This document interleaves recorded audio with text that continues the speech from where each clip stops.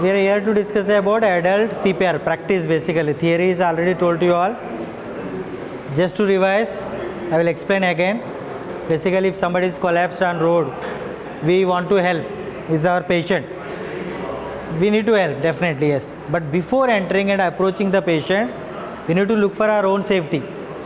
How? Actually visualize all four sides about what is wrong, what must have happened here.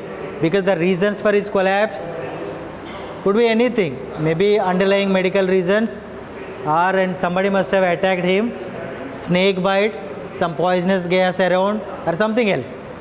So we should think about all that, and then once you feel it is safe, you should enter. You should enter the scene from foot end. Foot end, not from the head end. If you enter from this side, to respond to you will have to make this.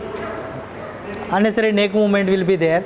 If he has injured his cervical spine, it is going to affect him. That's why we are entering from this side. Once you enter, if he is looking at you, if he is making eye-to-eye contact with you, looking at it, it's a general thing. If you are alert, definitely you will respond to the climate. Any sounds, anybody is approaching you, you will look at them. If he is looking at you, you can be relaxed. Mostly your patient will be fine. There may be injuries, but not life-threatening, because his brain is still active. Okay. Now consider now he is not looking at me. I need to check the response. I need to check the response. Kneel down, side of the patient, tap the shoulder, and go near to the ear and say, "Hello sir, are you okay? Hello sir, are you okay? Hello sir, are you okay?" By doing this, what I am doing, I am giving painful stimuli and verbal stimuli simultaneously. If he is under the influence of alcohol, for example, alcohol or something, he will give some kind of a response. Response doesn't mean he will have to say, "Yes sir, I am there." No. Any sound, ha, hu, moaning sound, whatever, any sound is considered as response only. Consider he is not doing anything now. Now it's time for me to activate emergency medical services. I will request one of the bystanders to call for help. One person only. I cannot say, "Baba, call for help." Who will call? I'll have to assign job to one person, and that person has to call, come back to me and confirm I called, ambulance is on the way. Then I'll have to check the pulse, carotid pulse, and chest rise and fall simultaneously. For how much time? 10 seconds. Here I am not counting. I am just checking whether pulse is there or not, present or absent, and chest movement. In this case, no pulse found, no chest movement.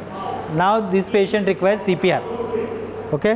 One placement of the hand, one imaginary line from here, and other imaginary line touching both the nipples. Exactly the middle where these two lines are intersecting. Half of your hand, lock it with the other hand. Your wrist, elbow, shoulder joint should be locked. Full hand should work like a single joint. Come perpendicular to the patient. 1, 2, 3, 4, 5, 6, 7. Like that, you need to do 30 compressions. Then you need to give 2 breaths by doing head tilt, chin lift. Pinch the nose, do full extension, open the mouth, use barrier, handkerchief or any mask if you have. Take normal breath and give. And after that, 1, 2, 3, 4, 5, second breath. There should be a gap of 5 seconds between breaths. Then come back to the compression, do 30 compressions, then 2 breaths, 30 compressions, 2 breaths. Like that, 5 times you will have to do in 2 minutes. In 2 minutes, you will have to complete 5 cycles of 30:2. To do 30 compression, you will get 16 to 18 seconds only. That means practically you are pressing twice in each second. Okay, you will have to be really fast. Critical concepts are what? You need to push hard and fast. Allow chest to recoil. You should not sit on the chest of the patient. It should recoil also. And avoid hyperventilation. You don't have to fill your lungs with air and give that air to the patient. You should take normal breath and give normally. Then minimize interruptions. You started. After doing few compressions, your hands are hurting. You stopped. You have taken break. Then after 5 minutes, you again starting. That is of no use. It has to be continued. Okay, you are taking the responsibility of your heart, which was functioning that time. It's doing this. Now it is stopped. Once you press, it is giving supply.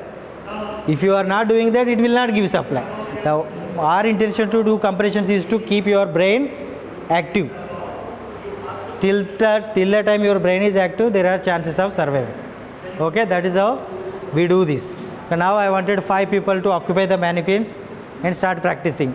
Stepwise, first safety, then response, then call for help, then pulse and chest movement. If nothing is available, start with compression, then breaths. Okay, come forward please.